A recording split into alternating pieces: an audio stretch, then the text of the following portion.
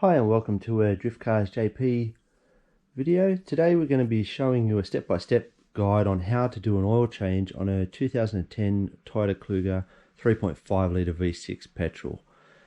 Now I'll show you what you need. This is basically a list of parts. We're going to do a service as well, not just an oil change. So I'll show you how to check brakes, rotate tyres, everything basically, except for like a full service with spark plugs and everything like that. So what you're going to need, you're best to get a genuine Toyota oil filter. That's the filter kit you need. These are a cartridge type filter. So in the box you'll get a bunch of O-ring seals and some instructions how to fit them. This is a drain for the actual filter cartridge canister on the actual car, so this just helps you drain the oil. You don't really need to use it, but it comes in the kit if you buy it from Toyota. The oil I use is HPR 5, which is a 5W40. The Kluger takes 6.1 litres. That's including changing the filter. So most of them come in 5 litres. You're going to need to probably buy another one. I've got it half left over from one I had before. You need a 3/8 drive ratchet with an extension on it. That's to undo the cartridge. You need a 10mm ratchet, a couple of extensions if you need them, and a 14mm spanner, a 21mm with a rattle gun, or you can use your wheel brace in the boot if you haven't got a rattle gun or anything like that, and obviously an oil drain and a funnel to fill it back up with. Now on the Klugers, before you jack them up, there's a certain jacking point under the car here that you need to undo before you can jack the car up. Now you can see it just here. It's got a couple of 10mm bolts on it, so you can quickly take them off. This is just to save anybody jacking up in the wrong position under the car. So it's got two 10mm here, and that'll drop that plate off. So the plate just pulls forward. It's just got a little slide there that mounts on the plastic tray. And that metal part here, which I'll show you a better shot of, that's your jacking point here. That's where you want to jack the car up from, not anywhere else. That's the only spot you can jack a Kluger up from, unless you use the sides or under a suspension point. So we'll get the car jacked up and I'll show you where best to place the stands, and then we'll go from there.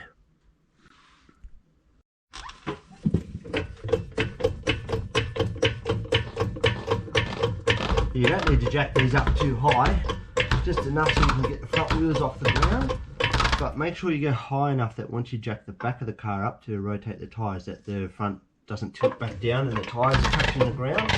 So you still need to get them up a good, probably 4 or 5 inches off the ground.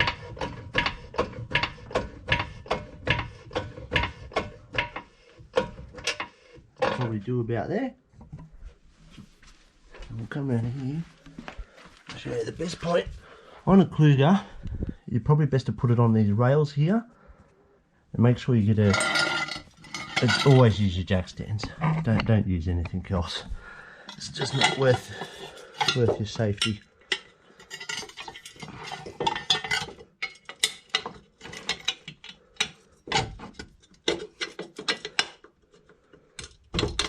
Need to just pump just a bit more.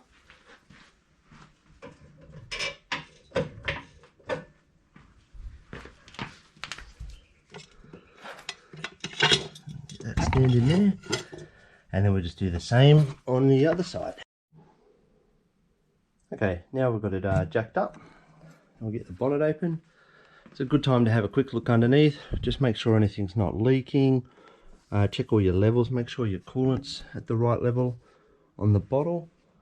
Might just get a torch so we can have a look in here better. So I'll pop the air filter out, we'll have a check of that later. You want to have a look down the front here and check your belt. I don't know if the camera can see that. See if I can get it down there. So you want to check your belt.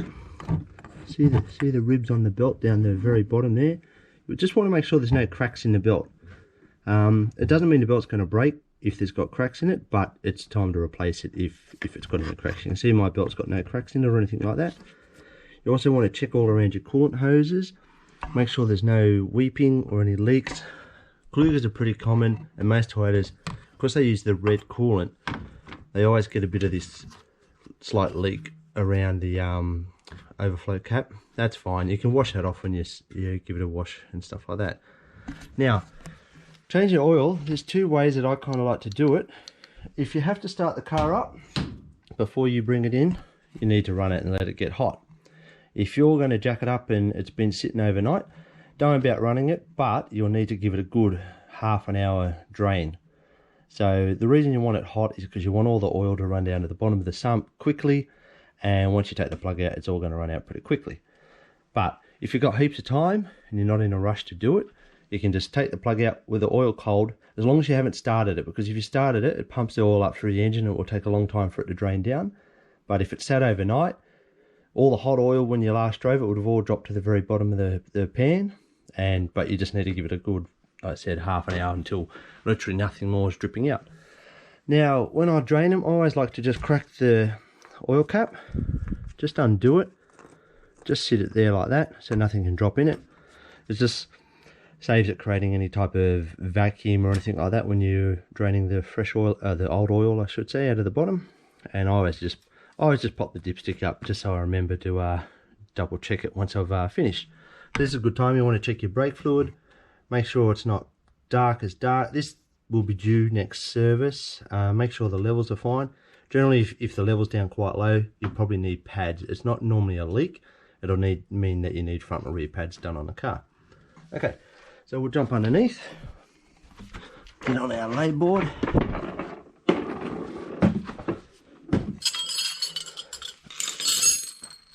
Now these are pretty easy to work on, being a oil drive. You can see at the back of the engine here, this is your oil drain here. It's in a pretty easy spot to get to, which is good. And underneath this cover here, just in front, is where your oil filter is. So we'll take that cover off, which is just 2 more 10mm bolts.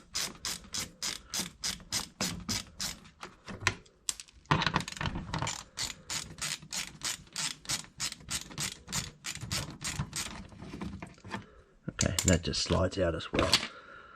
Okay, so underneath here, that's your oil filter cartridge. That's where the location. So that's basically in replacement of like an old steel type oil filter. So it's got a 3/8 dry hex, and that's to undo the drain. Now, quite often when you undo this, the whole thing undoes, which is fine. It doesn't matter. You are supposed to drain that first and then undo the cartridge after that. So what we'll do, we'll drop the oil and get that to drain.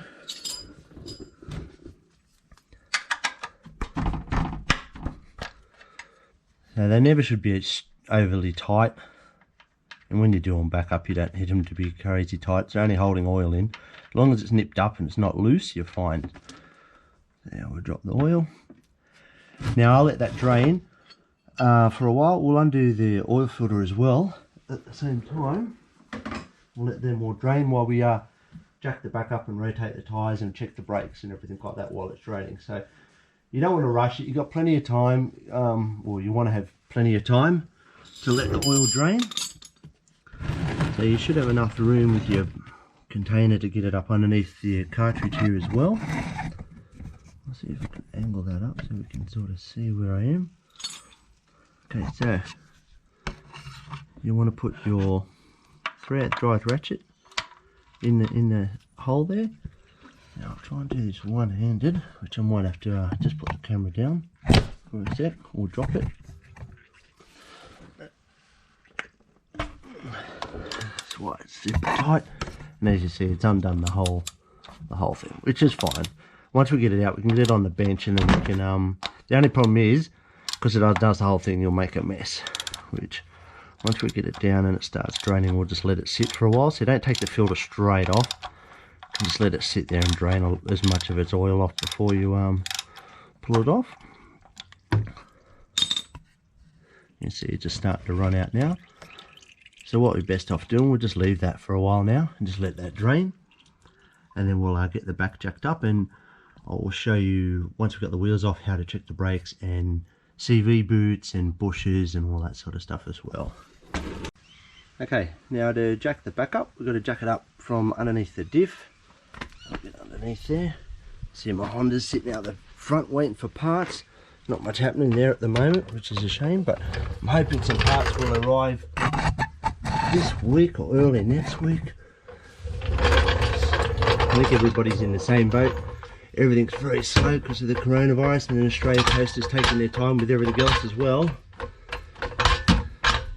Okay, so you can see on the diff here, there's a mount that runs underneath the diff there. You can find a jacket up from underneath there. You can jack it up from the back housing just here as well, but that's a good point to jack it up from because it's like the cradle for the rear diff.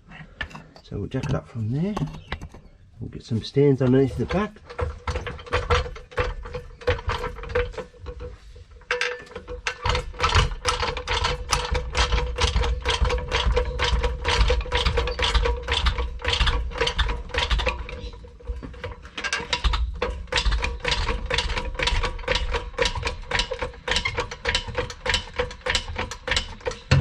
You only need to just get the back wheels off the ground for this. Of course, we won't be doing any work under the back. So what you can do, sit your stands underneath, just mock them up.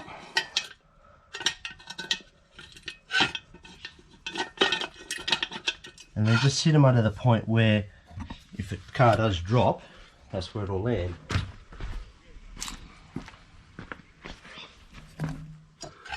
I'll put the other one on this side as well. Quite often, if I'm only doing a rotating balance, I won't actually drop the jack down on the back. It's fine to sit there as long as you've got something supported if it does drop. And we won't be working under the back of the car anyway. So we'll get the front wheels off.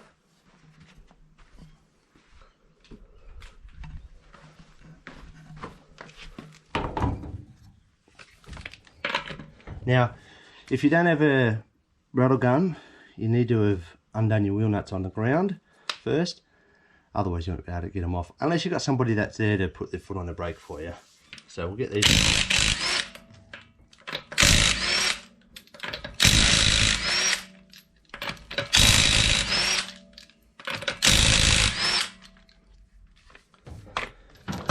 Now when I rotate, I always generally rotate front to back, because this being my wife's car, no pun, but if they gutter rash the wheels, they're only on one side. They end up gutter rashing both sides of the car. So I just go front to back, which just stops. What happens on all-wheel drives, because it's an all-wheel drive model, is they camber off the tyres. They start to get this roundness to the tyres, whereas when we get the back ones off, you'll see they're nice and square still. So it's good to rotate these. I do it about every second service. I don't do it every service, because I service this every 8 to 10,000 Ks. We'll just grab a torch here.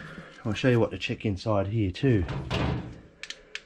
Now the first thing you want to have a look at is make sure there's no oil or any type of residue here inside your shocks. So if they're leaking, they need to be replaced. And also, so we'll have a look at that. That all looks good. The CV shafts. And have a look in there. This one I've replaced at some stage, so you can see there's a bit of dirt around it. So make sure your CV boots aren't split, and that one there is not split. If they're split, there'll be grease everywhere. It'll be all inside or flung around all the engine components there. Now these bushes here on the back are quite common on a Kluger to wear out. So if yours are all cracked and perished, there's something you want to look into replace. Now you can replace the whole arm, or you can buy just the bush like this, but if you haven't got a bush puller or a bush remover tool, it's hard work. You're best just to buy the whole arm, or just pay for a suspension place to do that part for you. Now we'll have a look at the front pads. Now it's a bit hard to see on these, but you can look inside there. You can see the pad material between there and the disc. Now I'd say this has got around about 60% pad life left on the front, so they don't need to be replaced. I'll show you a pad which is a full pad. You can get a judge of how much they've worn.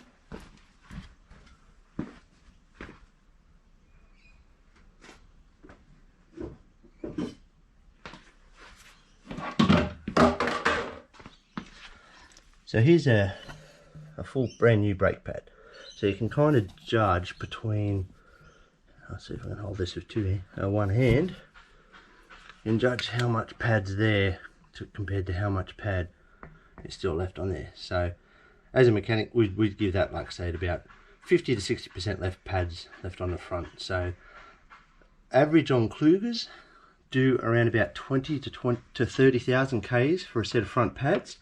So to me, by the next service, I think this has done 160,000 Ks now. So at about 170,000, we'll probably have to replace the front pads on it. And the discs look fine. There's a little bit of a score there in the disc, but nothing to be worried about. Spider eggs on it. Yep. So we'll jump underneath and we'll get the back tyres off, and then we'll just I won't show you swapping them front to back. All I'll be doing is just pulling that one off, but I'll show you how to check the rear pads and everything in the back. Okay, we've got all the wheels off now, so it's a good time to check. You always double check both sides. Make sure the pad wear is looking pretty even between both sides of the car. If we can see in there, we want it to be nice and even so that we know we don't have a seized caliper or anything going wrong with the brakes. Check all the other sides. We check our bushes, check our other shocks, check all your brake lines too. Make sure there's no cracks in your brake lines, which is this line here. Now if you're unsure what you're looking at, this is your ABS sensor line, that's your brake line there. So, and there's an engine mount there. Stuff like that you don't really need to worry about while servicing your car. So we checked up there, everything looks pretty good up there. We'll head down the back, we'll have a look at the back brakes.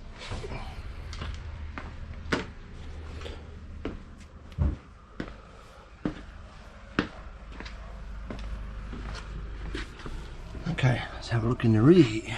Now I only replaced these pads last service, so you'll see they've got plenty of meat on them on the inside there. So we'll check our shocks, make sure we've got no leaks or anything like that, which is nice and dry on this one. Now you can check the rear CVs. Now I'll just lay down here next to the car, stick the camera under. You can see the CVs here on the back. The CVs on the back very rarely ever split because they're not turning. On the front, because this CV is turning in and out, quite often it splits. On the back, very, very rare to see a split boot.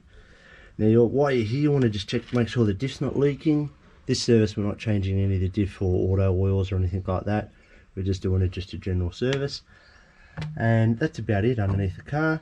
You want to make sure, Toyotas are very good, that there's no holes in your muffler, but I've very rarely ever seen a Toyota. I've worked for a Lexus here in Australia and also in the UK, where I've never come across. Toyotas always put really, really good quality exhaust systems on their cars. They're always very quiet, but for a family car, who cares? So that's it. Now I'll show you what I mean by the tyres. So this is the front tyre, this is the rear one. Now you can see the rear one's a lot flatter across the top, and you don't want it. The reason why we're rotating tyres is just to prolong your tyre life, because most tyres always wear on the edges. That's always what happens. And if you've got a bad wheel alignment, they'll wear really bad on the inside edge. So if it's doing that, if you pull it off and it's really, really worn here, go and get a proper wheel alignment done on it. Don't take it to just a tyre place. Go to an actual suspension place and get a proper four-wheel alignment done on it.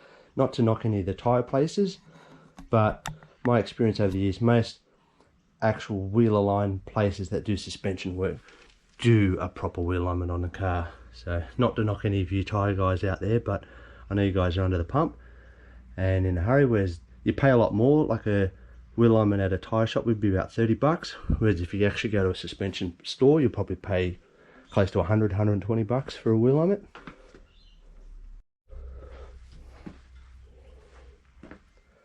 Okay, we've got the back wheels back on. I'll just throw the front wheel back on. It's quite a heavy rim. Sometimes you need to sit down to be able to put them on, unless you've got a bit more space than me. I'm a bit squashed in here.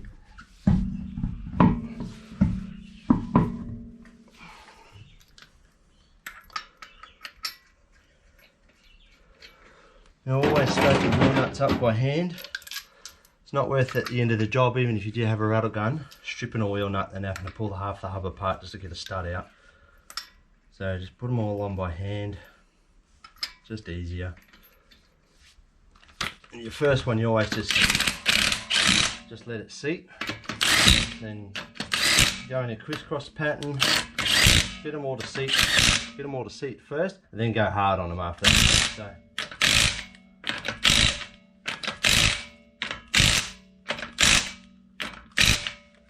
that's done. Now you can do them up with the torque wrench. I don't, because I've been doing it for that many years. You kind of just do them at the right torque. You don't go too crazy on them, don't go too hard on them. And now we'll go over back to our oil filter, which most of it's sort of drained by now.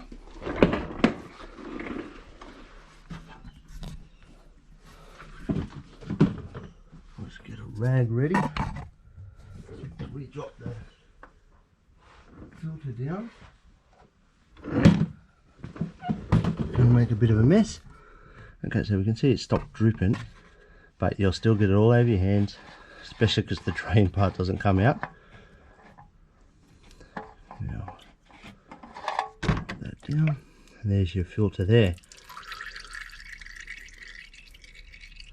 You can just sit there and let that drain for 5 minutes before you start to change the filter over. You can see the oil's already just come to a drip. Once it's down to that, you've pretty much got most of the oil out anyway.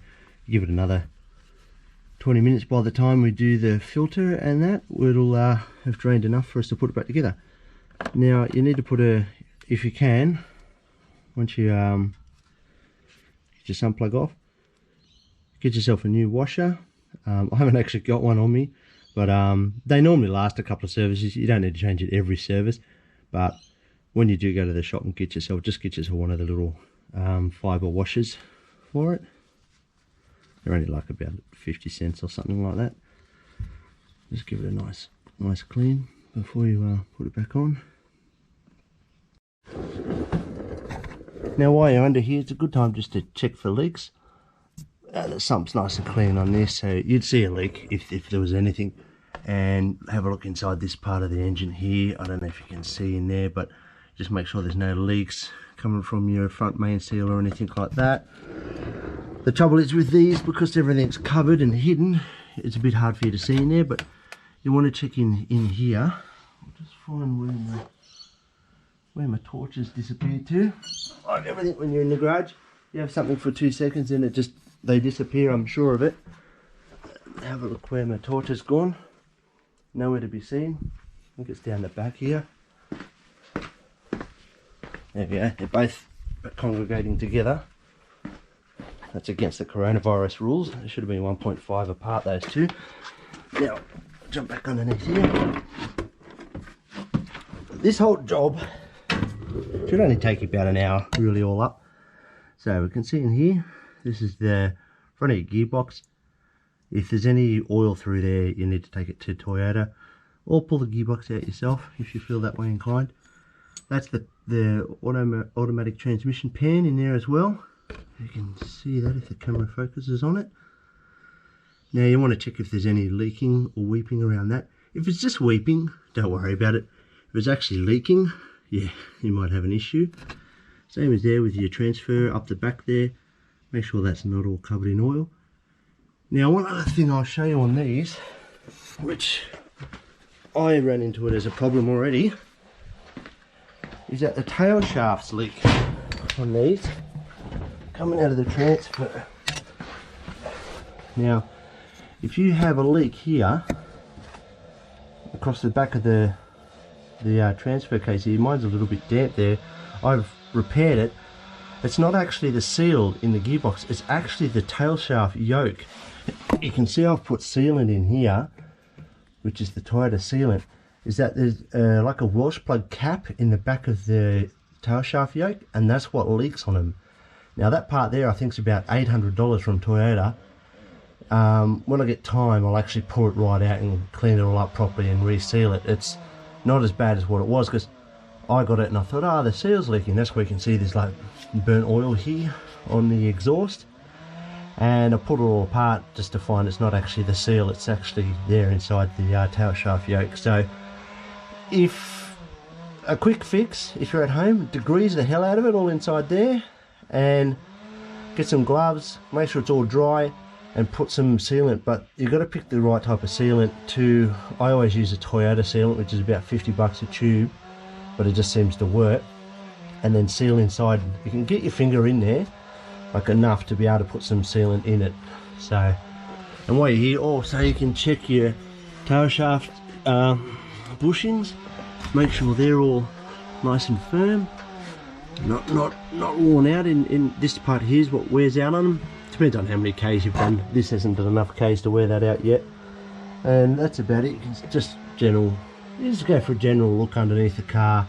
If you don't know what you're looking at, that's fine, but if you do, it's all well and good. You can just have a quick assessment over the car, check all these tie rod ends are tight. There's another good way, if you've got any type of knocking in the front of the car, you can grab the wheel. Now if you can grab the wheel, hold it underneath, if you can see my hand, and push it back and forth. So pull with the bottom and push with the top. And if you can feel any type of knocking through there, that means generally your lower ball joint's worn out. And also get the wheel and pull back and forth. So push that way and pull this way, and just go slightly back and forth. And you feel any type of knocking, that generally indicates that your tie rod ends are worn out too, or your actual steering arms are worn too, which, like I said, depends on how many Ks you've done. Most stuff's going to be fine. So, okay, so let's get this filter apart, and then we'll show you how to do that. Okay, we've got the filter out here on the bench. Now, open our new filter. Obviously we don't need that part. Here's your two seals, and there's your new filter element. This goes in anyway. It doesn't matter if you put it down or up. It doesn't matter what way it goes in. So don't be too concerned about that. So you can just literally pull your old one straight up like that. Now it comes. See, it's all nice and dirty, which they're all going to be dirty. Everyone always goes, oh, how black was the oil when you change your oil? They're always black. If you've done 10,000 Ks, it's black. And that's what it's supposed to do. If it's not dark coloured like that, it's not doing its job. So we just want to give this a bit clean up, because we're going to replace this. I'll show you how to replace the seal in the housing, because we're going to have to put it in a vise, because I couldn't get the thing apart. Now we'll just take this big seal off to start with. Should just come off. Now you always want to replace your seals, otherwise you end up with a leak. Now you've got to be a bit careful how you hold this in your vise. You want to try and hold it with these two tabs here. Now it's going to drip oil. Don't put it on the threads, whatever you do.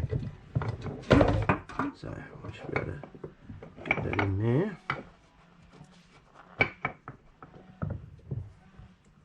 And just tighten it up just enough that hopefully take that off. Should be able to undo that once we get the tabs lined up.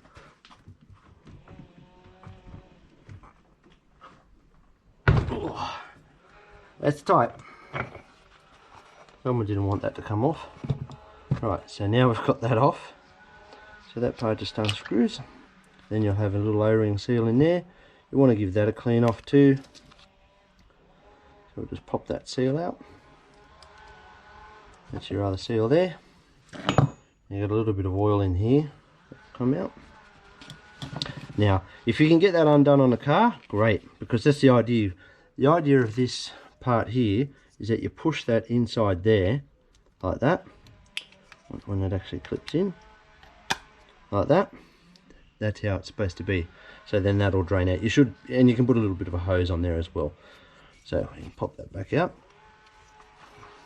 Let's get a screwdriver just to pop it back out, because it actually clips in. Right, so get rid of that.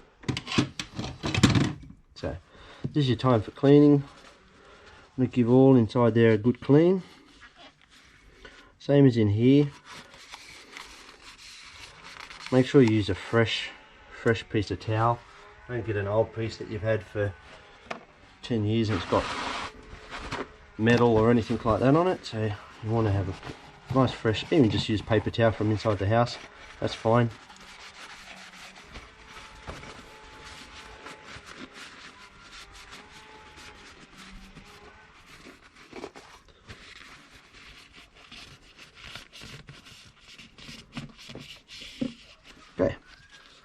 clean that up. We'll clean this cap.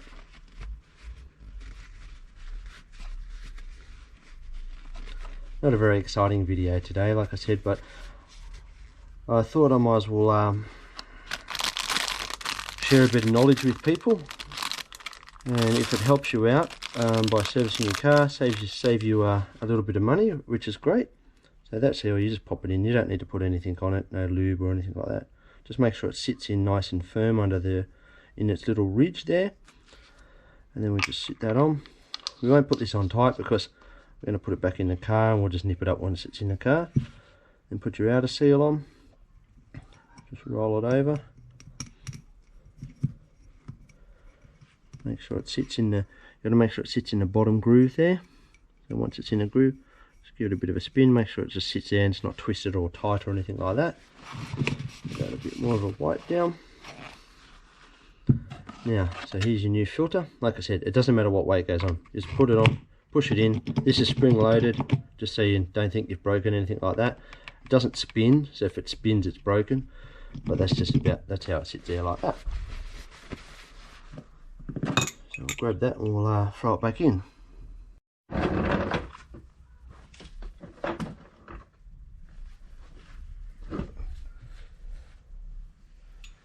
Okay. So what you want to grab,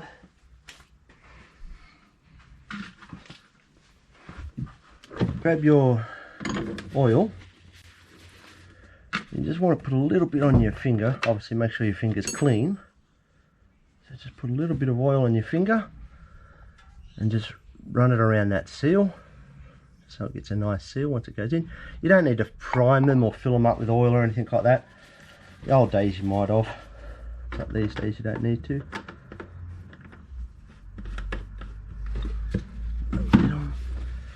Okay, now inside here, just give it a little bit of a wipe around before you put it back in, just on the outer edges. I can see in there. So just basically just clean up that edge around there, just so there's not oil sitting all over everything. And then we'll put your new filter in. Now, because these are spring loaded, they'll seat up themselves once they're in. So do it up as tight as you can.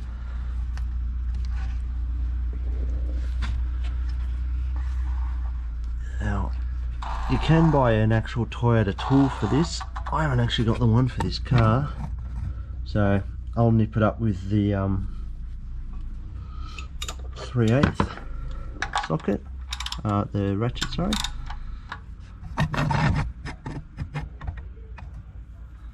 I'll just tighten that up. That's it. Just don't go crazy tight on it. Just give it a bit of a. Once it goes tight, just give it a like a quarter of a turn more. Like don't get on there and like lean on the thing. Just get there and just give it a nice little nudge, and make sure it's tight.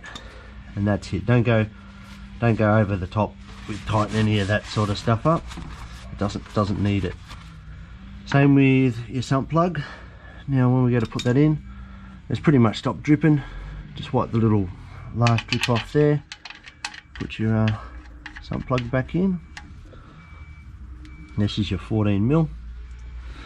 So when we do that up, just basically get it till it's tight, and then give it about another quarter of a turn, just so it nips up nice and firm. Nothing over the top. So that's it. So we can put our covers back on underneath now. We're done with everything under here, so we can sit our oil filter cover back on. Do that up.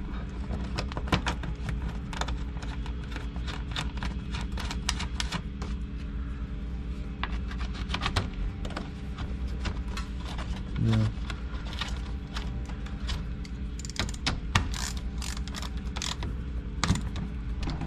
Do them up. You don't have to go crazy tight on these either.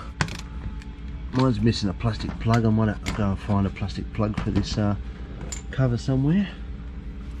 But that's basically it for underneath the car. So now we'll jump up top.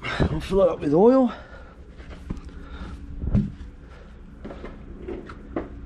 Now Toyotas are always renowned. you got to fill them up slow. They don't like to be filled up too fast. So take your cap out, sit there, we don't lose it. Okay, time to put some oil in. Always give your funnel a wipe if it's been sitting on a shelf for a while, just in case anything's got in it while you're have it sitting on a shelf there. Now Toyotas, you generally got to fill them up fairly slow. They don't like you to just chuck the oil in them, otherwise you'll have it spew all out all over the covers here and make a great big mess, and you'll end up with oil everywhere. So I always find, I'll try and show you for the camera, you want to fill a bit and then wait, and fill a bit and then wait, or just have a real steady slow stream like what I'm doing at the moment. I said otherwise they just it's like they get an airlock in the top there and they just pump the oil all back out all over the side of the engine, which then you're going to end up degreasing it.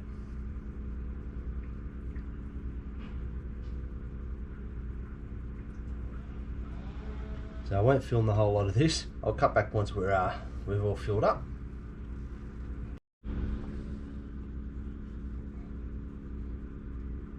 Okay, now put as close to 6 litres as you can get.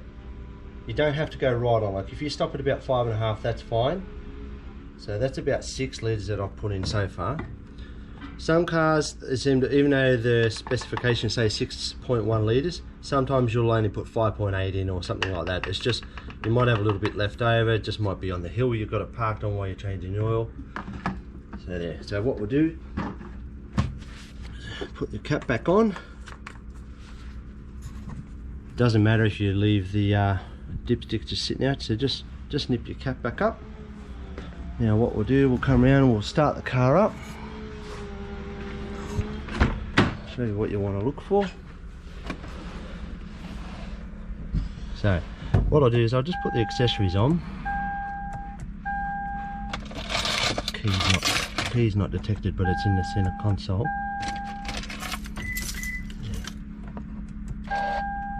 Right, there we go. Now, where's our oil light on the dash on this thing? Maybe it doesn't have one.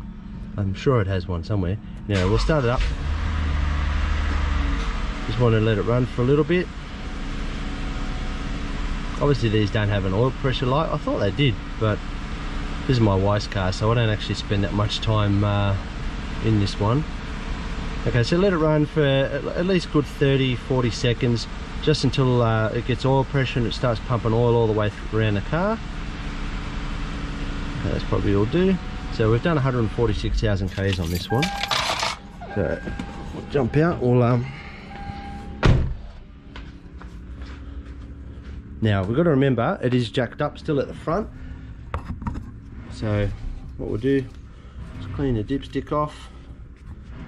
Quick wipe. So you've got 2 spots on the dipstick. That's your low mark, that's your high mark. You don't want it any more than sort of here above. If it's much further up, then like if it's up here somewhere, you put way too much oil in it and you'll have to drain some back out. So as long as it's here or just slightly above, you're fine. Ours might be a little bit lower just because we've got it jacked up. So dip it in. Yep, so we're going to have to add some oil to it. So you can see it's a little bit low there on the stick. So we'll add a little bit more. It's always better to start off with it being low than having to drain oil out of it, because there's nothing more than a pain in the ass dropping oil back out of your car when it's brand new. So we'll just top up that. From where we were on the stick, it'd probably need another 500 to 600 mil, I would say. So we'll do that.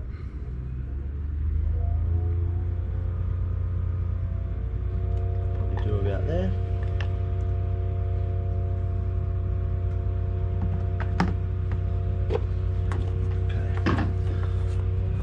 Now, you can just check it straight on the stick. You don't need to start it up again, because the only reason you start it up is to fill up the oil filter with oil, because the oil filter takes around about probably 400 mil of oil, 500 mils in some cases.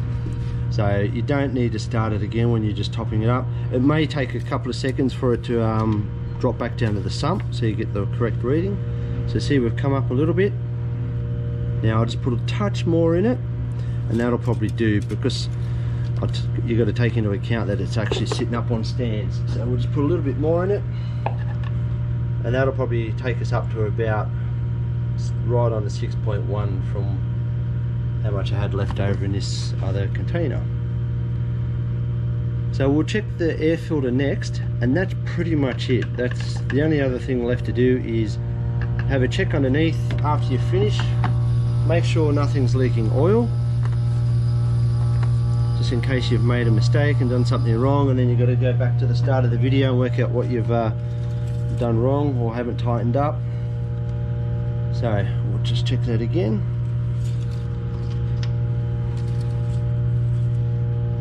There we go, we're spot on the mark. So I'll leave it as that. Because we are jacked up, it'll actually rise just as ever so slightly on the stick. So what we're going to do now, we're going to check the air filter, and I'll just show you how to check your own air filter on this. And I might actually go and put a new battery in my GoPro. Okay, let's check the air filter. You've got two 10mm bolts in this. You've got one on the front here and one on the back. So just undo them until they're flopping around in there. You can't actually pull them out because they're clipped into the actual air filter box, so you don't lose them. Then take the second one out.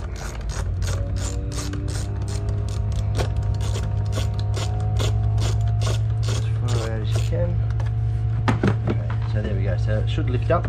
Now you've got two clips where it clips up underneath on that end, so you want to pull them out. So it's just pop that little airline off, that's fine. I've got a K&N air filter in this thing. So we'll pull it all out. Basically want to have a look. See, mine's looking quite dirty through the top there. So I'll just give that a wipe and a bit of a tap. So if you tap them on the floor, you should be able to. See, this is not too bad. It's just dirty from a bit of residue build up. So if you've got a compressor and you want to reuse your filter, just give it a blast out with the air compressor. If it's looking pretty filthy, go and buy yourself a new one. I think they're only about 25 bucks or so for a paper one. These K&N ones are about 90, I think. That's about, but these are a lifetime filter. See, I can pull this out, wash it, reuse it, re-oil it, and put it back in the car again for basically the lifetime of the car. They say lifetime, but yeah, I wouldn't run it for the whole lifetime of the car. I'd probably give it 4 or 5 years and just buy another new K&N filter, put it in. Now they've got to go in one way. See, they've got an extra square on one end, the others are all rounded. So that end goes towards you, I think. Well, we'll see once we put it in. So it should sit in. You've got to get it to sit down, so you kind of got to lift this box up and get the filter to sit down. So see, it's sitting down there, and then when you go to push it back in, you've got to make sure you line up these two clips on this side before you try and do anything up, otherwise you won't be able to get the thing back in. So they're a little bit fiddly, these, I find. The wiring on this side sort of gets in the way a bit. So I'll lift that up, it just hasn't gone underneath.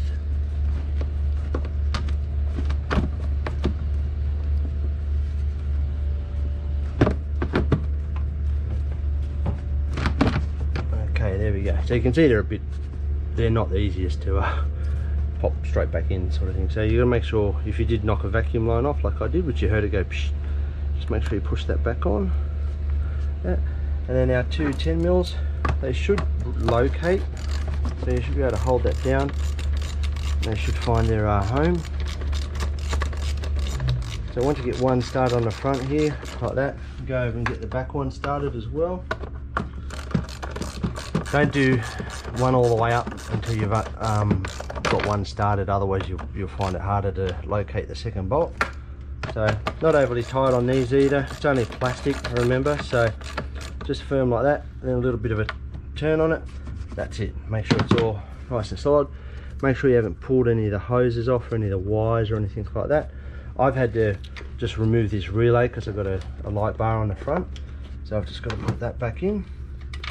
And we're virtually done, apart from a test drive.